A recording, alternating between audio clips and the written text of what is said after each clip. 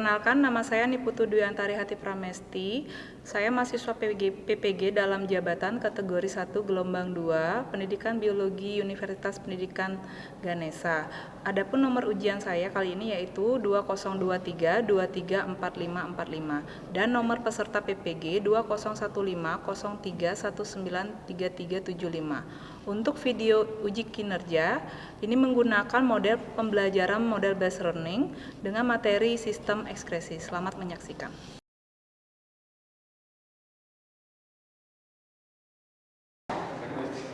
Pada asana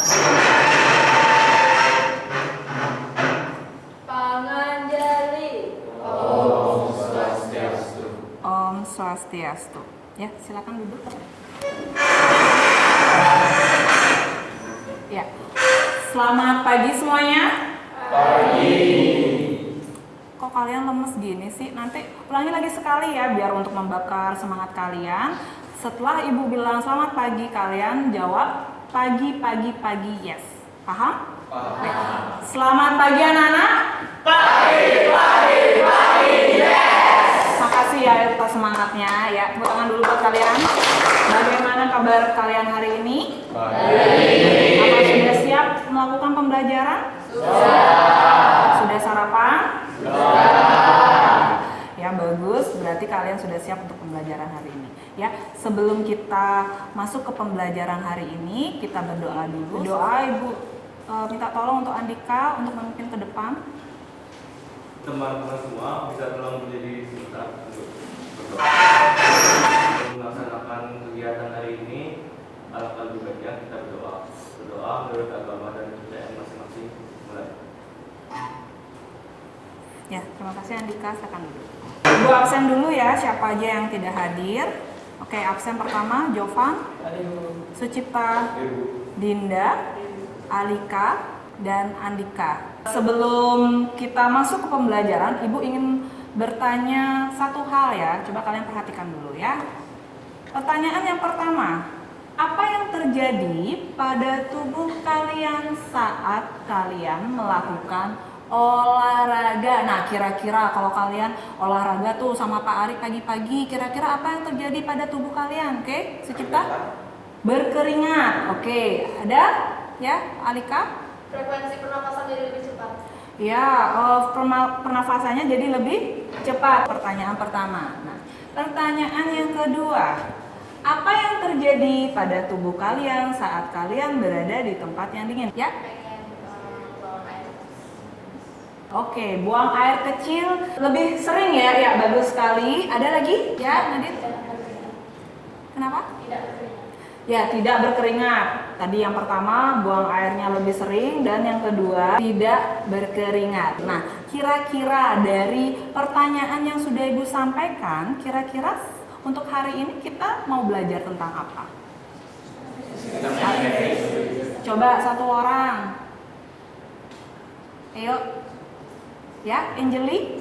Kira-kira ini kita belajar sistem ekspresi. Iya, bagus, tepat sekali Angeli ya. Untuk hari ini kita akan belajar tentang sistem ekskresi ya. Untuk sistem ekskresi ini sebenarnya tidak asing ya untuk kalian ya, karena di SMP kalian sudah dapat. Siapa yang masih ingat ya? Apa yang dimaksud dengan sistem ekskresi? Siapa yang masih ingat? Ya, Dinda. Sistem ekskresi adalah sistem pengeluaran zat-zat sisa yang ada dalam tubuh, sisa dari metabolisme. Ya, bagus sekali Dinda. Sistem ekskresi adalah proses pengeluaran zat sisa metabolisme. Nah, pertanyaan selanjutnya, organ apa saja yang mendukung dengan sistem ekskresi? Organ apa saja? Masih ingat nggak? Ya, Indrawan? Ada ginjal, hati, paru-paru, dan kulit. Ya, betul sekali Indrawan ya. Ada ginjal, hati, paru-paru, dan kulit. Terkait dari pertanyaan tadi, untuk hari ini kita akan belajar tentang sistem ekskresi, yaitu khusus organ ginjal. Nah, adapun tujuan pembelajaran hari ini, peserta didik dapat menjelaskan struktur dan fungsi organ ginjal. Yang kedua, peserta didik dapat menganalisis hubungan struktur jaringan ginjal dengan proses pembentukan urin. Yang ketiga, peserta didik dapat menyimpulkan hubungan struktur jaringan ginjal dengan proses pembentukan urin. Yang keempat, peserta didik dapat menganalisis hubungan gangguan struktur jaringan ginjal dengan gangguan fungsi ginjal.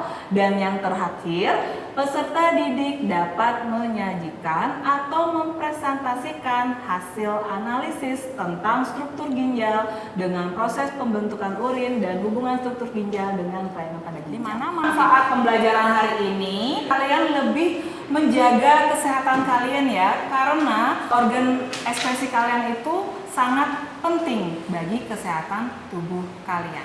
Sebelum kita ke pembelajaran inti, Ibu ingin mengadakan pretest dulu. Ibu sudah mengirimkan link pretest untuk materi hari ini. Silakan dikerjakan. Sudah semuanya? Ya, sudah ya. Sekarang Ibu akan menampilkan satu video terkait materi sistem ekspresi. Kalian simak video tersebut dan tolong kalian identifikasi masalah ya dari video tersebut. Lalu buat pertanyaan ya, buat rumusan masalah terkait dari video yang Ibu tampilkan. Ya.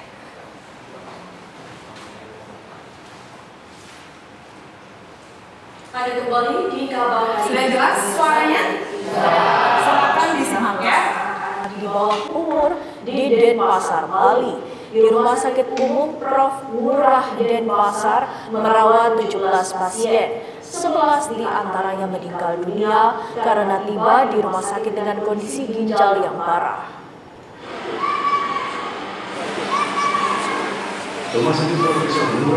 Rumah Sakit Profesor Ngurah Denpasar telah merawat 17 pasien sejak merebaknya penyakit gangguan ginjal misterius yang dialami anak-anak.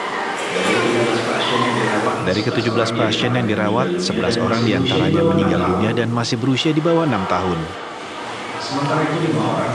Sementara itu 5 orang diperbolehkan pulang karena kondisinya membaik dan 1 orang berusia 17 tahun masih dalam perawatan. Peningkatan kasus ini terjadi sejak Agustus 2022 dan melonjak di bulan September. Ikatan Dokter Anak Indonesia atau IDAI Bali menyatakan pasien gangguan ginjal akut misterius didominasi anak-anak berusia di bawah 7 tahun. Pasien memiliki gejala yang sama, yaitu gangguan saluran pernafasan dan infeksi saluran pencernaan hingga tidak bisa buang air kecil hingga 24 jam. Sebelumnya ke-11 pasien yang meninggal dunia itu datang ke rumah sakit dalam kondisi ginjal yang menurun. Kalau kasus yang meninggal dari 17 itu 11 ya. Tapi orang yang meninggal ini karena apa Pak? Coba yang meninggal ya, ini yang dari 17 itu.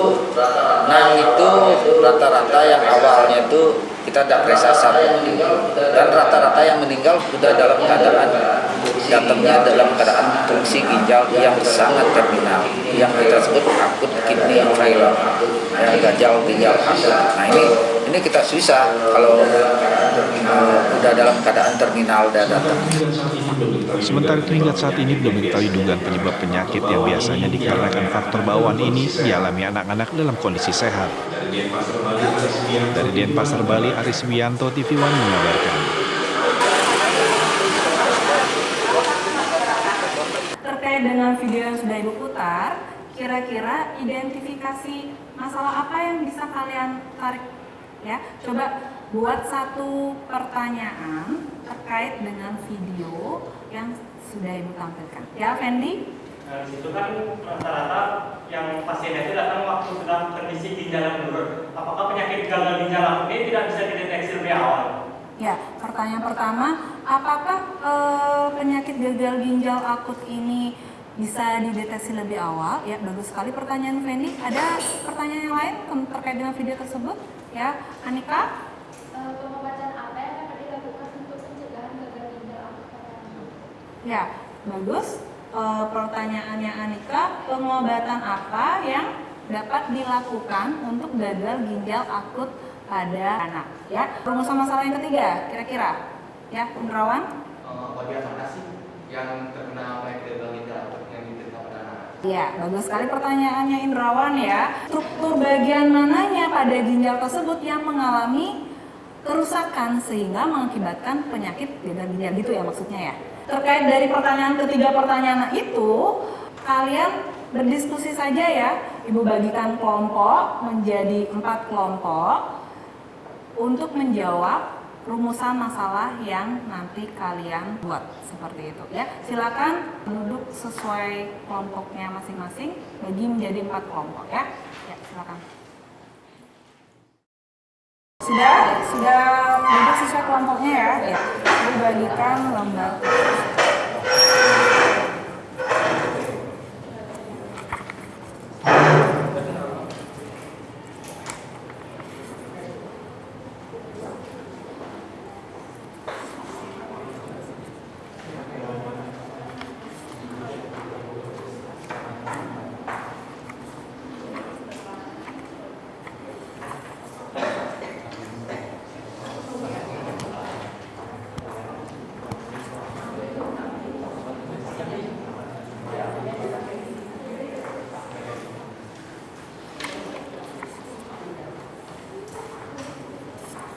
Ya, sudah semua dapat LKPD dan bahan ajar?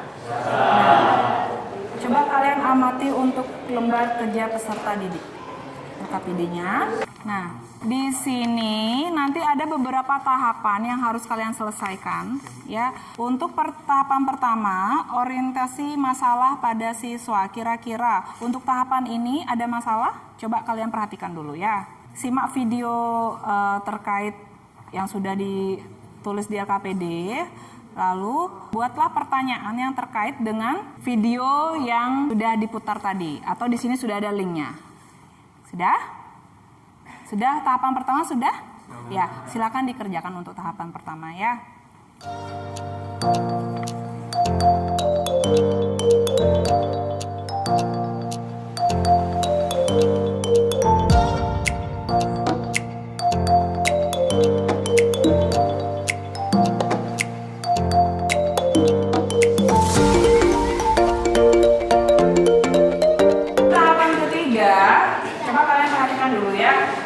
Tahapan kedua udah tadi kan? Nah, tahapan ketiga membimbing penyelidikan kelompok. Nah, kalian mencari informasi. Bisa di bahan ajar, bisa di LKS, bisa di buku paket kalian ataupun di internet. Terkait dengan masalah yang kalian akan pecahkan. Sudah paham? Sudah ya. Berarti tahapan selanjutnya kalian mencari informasi di berbagai sumber. Tapi ingat, tolong ditulis sumbernya, ya. Nah, setelah itu laporan yang kalian presentasikan, ibu pengennya kalian membuat seperti infografis. Berarti untuk laporannya ibu pengen kalian membuat infografis agar lebih menarik. Sudah paham? Iya. Ya, silakan dikerjakan ya.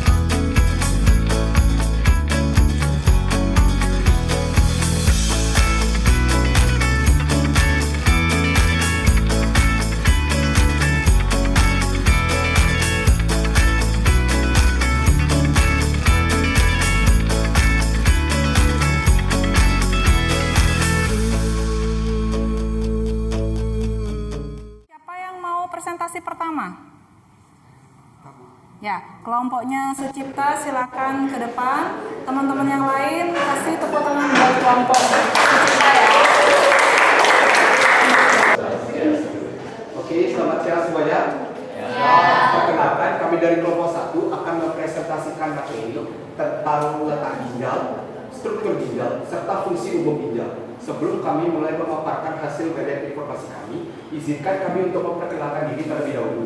Perkenalkan, nama saya Eka Desyuktarianta. Perkenalkan, nama saya Jawan Sumadi. Perkenalkan, nama saya Ida Ayalita Marsyenda. Perkenalkan, nama saya Putri Dinda Sayana Morgan. Manusia memiliki sepasang ginjal pada tubuhnya, yang mana ginjal ini memiliki warna merah gelap serta berbentuk seperti kacang merah. Memiliki ukuran panjang kurang lebih 10-13 cm dan lebar 5-7,5 cm.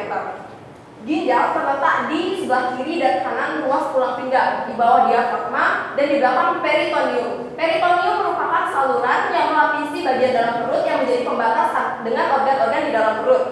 Ginjal kanan itu terletak di bawah hati dan ginjal kiri terletak di bawah limfa. Korteks ginjal atau korteks renalis merupakan bagian ginjal paling luar yang terdiri dari jaringan lemak yang berfungsi untuk melindungi ginjal di bagian dalam. Korteks ginjal ini memiliki badan melebihi yang tersusun atas glomerulus dan kapsula Bowman yang melapisinya. Glomerulus ini berfungsi sebagai penyaringan atau filtrasi darah. Kedua ada bagian medula. Pada bagian medula terdapat leukogen naik, leukogen turun, dan pembuluh-pembuluh darah yang berfungsi untuk mengumpulkan hasil ekskresi. Nah, pembuluh-pembuluh ini disebut tubulus kolektivus. Struktur yang ketiga yaitu pelvis. Pelvis adalah bagian paling dalam ginjal berupa ruang kosong. Nah, pelvis ini berfungsi untuk menampung sementara urin yang terbentuk. Itulah tadi presentasi dari kelompok kami. Sebelum kami menutup presentasi kelompok kami, adakah yang ingin bertanya tentang materi yang telah kami sampaikan? Ya, silakan, siapa yang mau bertanya? Silakan, Dani. Silakan.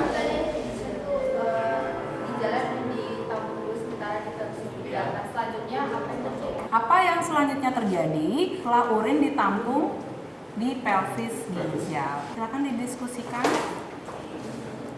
Akan jawab pertanyaan dari tadi. Setelah disimpan di pelvis ginjal itu akan kemana? Nah, berdasarkan informasi yang telah saya baca, tubulus kolektivus berhubungan dengan rongga ginjal atau pelvis ginjal yang berfungsi untuk menampung sementara urin yang telah terbentuk. Nah, selanjutnya urin tersebut akan dialirkan menuju ureter yang bermuara pada kantong kemih atau vesika urinaria. Sudah paham untuk strukturnya secara umum? Sudah. Ya, ada pertanyaan belum terjawab? Tidak ya? Yang presentasi yang telah kami sampaikan, kami tutup dengan paralisa. Kasih tepuk tangan untuk kelompok pertama. Siapa yang mau maju? Ya, kelompoknya Bunga. Kelompoknya Bunga ya? Ya, silakan maju. Kasih tepuk tangan buat kelompoknya Bunga dan kawan-kawan. Om Swastiastu. Selamat pagi teman-teman. Pada hari ini kami akan menyampaikan hasil diskusi dari kelompok kami mengenai apa saja struktur pada ginjal dan jaringannya serta proses pembentukan urin. Tapi sebelum itu kami akan memperkenalkan diri terlebih dahulu. Saya pertama Putri Indawan, lalu di sebelah saya Ayu. Saya Hendri, saya Linda, saya Bunga. Baik, dalam pembentukan urin, pertama-tama kita akan memulai filtrasi. Dia sebutkan di sini di kapsula Bowman. Tepatnya itu di glomerulus. Jadi filtrasi adalah proses penyaringan pada urin. Jadi darah memasuki ginjal, lalu di ginjal itu disaring di glomerulus. Itu ada reabsorpsi yang berfungsi untuk menyerap kembali zat yang masih berguna bagi tubuh. Prosesnya terjadi pada tubulus kompaktus proksimal sampai lengkung membrane. Apakah ada yang ingin bertanya? Ulangan. Apa saja yang terkandung dalam urin primer? Jadi pertanyaan itu apa yang terkandung dalam urin primer? Jadi yang terkandung pada urin primer itu mengandung H2O dan zat terlarut seperti glukosa, klorida, natrium, kalium, fosfat, urea, asam urat, dan kreatinin. Nah, yang kedua itu adalah hampir tidak mengandung protein plasma, dan mengandung albumin kurang dari 1%. Yang ketiga, tidak mengandung elemen seluler seperti sel darah merah karena sel darah merah tidak difiltrasi. Bisa diterima? Ibu mau menambahkan lagi ya, untuk urin primer itu terbentuk di tahapan pertama, yaitu tahapan filtrasi. Apa itu filtrasi? Ya, penyaringan. Berarti untuk filtrasi ini komponen-komponen yang besar itu akan tidak bisa melewati glomerulus. Seperti kayak kalian menyaring sesuatu ya, pasti komponen yang besar itu akan tertahan di saringan itu sendiri, sedangkan komponen-komponen yang kecil akan melewati saringan ya, seperti itu ya. Berarti glomerulus itu kayak saringan, atau misalnya seperti kalian pernah buat santan. Nah, pada saat kalian memeras santan seperti itu, bagian-bagian air santannya itu akan keluar menembus tangan kalian, kan misalnya diperas seperti itu kan, menembus tangan kalian itu seperti glomerulus ya. Komponen yang besar di sini yang terperangkap yang tidak bisa menembus glomerulus adalah apa?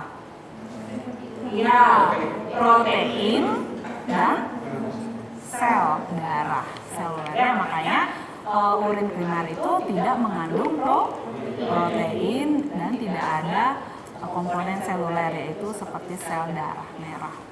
Paham? Paham. Oke. Sudah jelas? Ada pertanyaan lagi? Tidak? Ya. Sebelum ditutup, apa yang bisa kalian ambil kesimpulan untuk kelompok 2? Ya.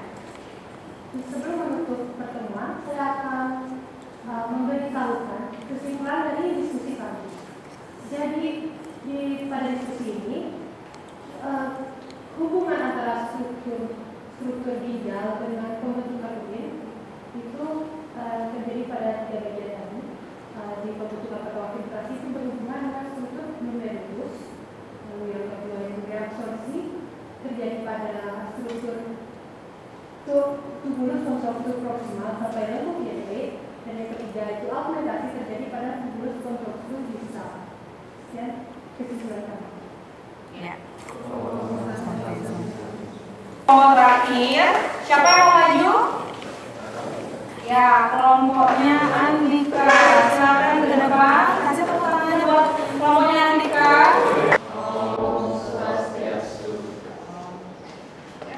Kami dari kelompok 3 akan membawakan hasil presentasi, yaitu penyakit yang terkait dengan sistem ekspresi. Ya, ada 2, yaitu diabetes dan gagal ginjal. Sekian presentasi dari kami. Sebelum kami menutup presentasi, ada yang ingin bertanya atau ada yang memuas?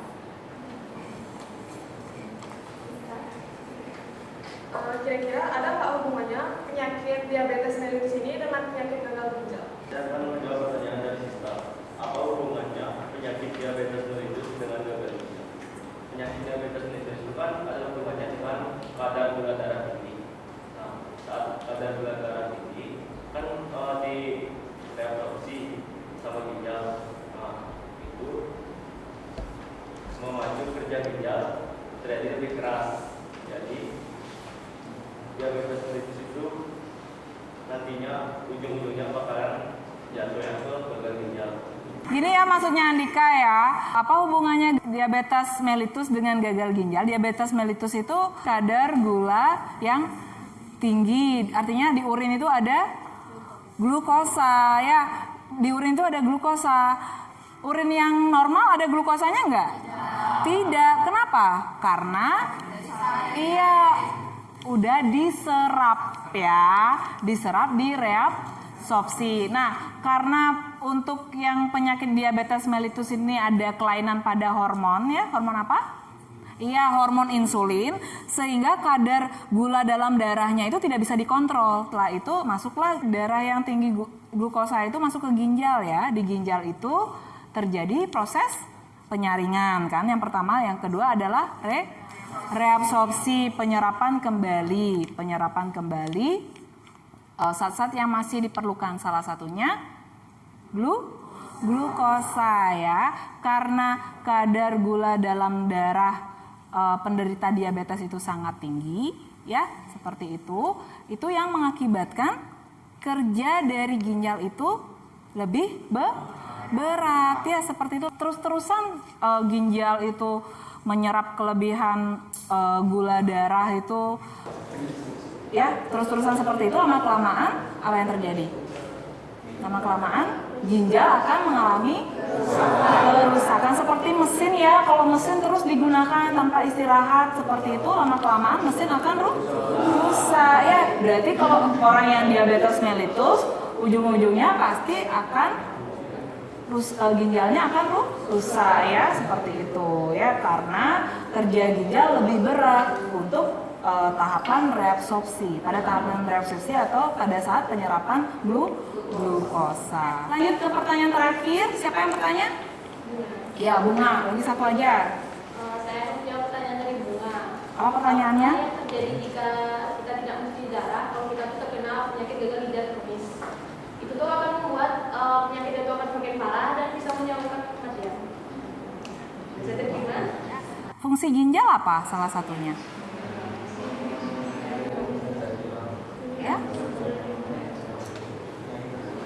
Ya, fungsi ginjal salah satunya adalah apa? Membuang atau membentuk urin dan membuang zat-zat sisa metabolisme, zat-zat sisa seperti sampah ya, seandainya. Kalau kalian ada sampah nggak di rumah kalian? Oke, kalau kalian ngumpulin sampah gitu di rumah kalian, apa yang terjadi? Menumpuk, dampaknya? Ya, pertama bau, kedua ya menyebabkan penyakit ya, berarti berdampak buruk. Nah, sama halnya tubuh kita ya. Kalau seandainya kita tidak orang yang mengalami gagal ginjal kan ginjalnya kan sudah rusak, itu sudah tidak berfungsi lagi. Kalau misalnya orang tersebut tidak melakukan cuci darah seperti itu, apa yang terjadi dalam tubuhnya? Ya, racun-racun atau zat-zat sisa metabolisme yang harusnya dibuang itu menumpuk di dalam tubuh. Apa yang terjadi kalau seperti itu? Ya akan memperparah keadaan pasien tersebut. Bayangkan aja ada zat-zat yang beracun menumpuk dalam tubuh, pasti akan pusing, lemes seperti itu. Dan kadang kalau orang-orang yang sakit ginjal itu ya, kalau yang kurang-kurang yang telah cuci darah itu kulitnya agak menghitam, agak gelap dia kulitnya. Tuh kayak ada tumpukan racun di dalam tubuhnya. Ya, seperti itu ya. Berarti harus dilakukan pencucian darah secara rutin untuk membuang ya racun atau zat sisa metabolisme yang beracun di dalam tubuh seperti itu ya. Kalau misalnya nggak mau ribet gitu hemodialisis, ya udah ada lagi satu apa ya, transplantasi ginjal kayak cangkok ginjal seperti itu, kalau ada yang mau mendonorkan ginjalnya dan cocok.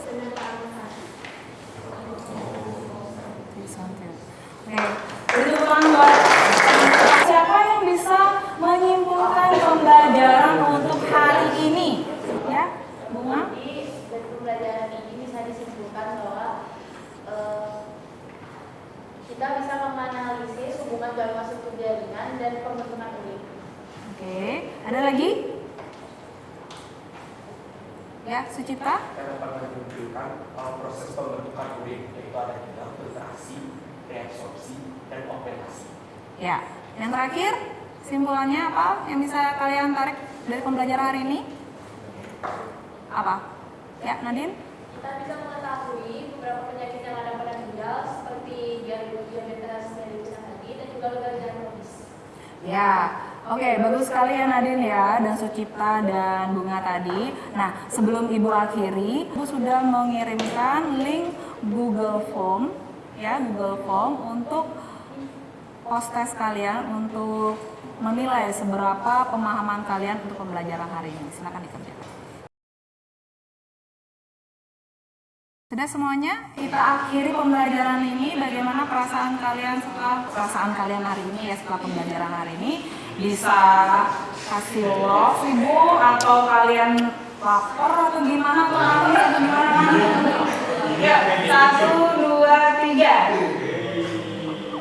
Oke, ibu juga kasih ya. Kasih dong. Oke, pertemuan minggu depan kita masih di materi sistem ekskresi ya, tetapi dengan organ yang berbeda. Organ apa? Aki, kulit, ya, apa? Ya, sebelum mengakhiri kita berdoa dulu ya. Pertemuan kita kali ini, alangkah lebih baiknya kita berdoa karena telah diberi kelancaran dalam pertemuan kali ini. Berdoa menurut agama dan kepercayaan masing-masing, berdoa dipersilakan. Berdoa selesai.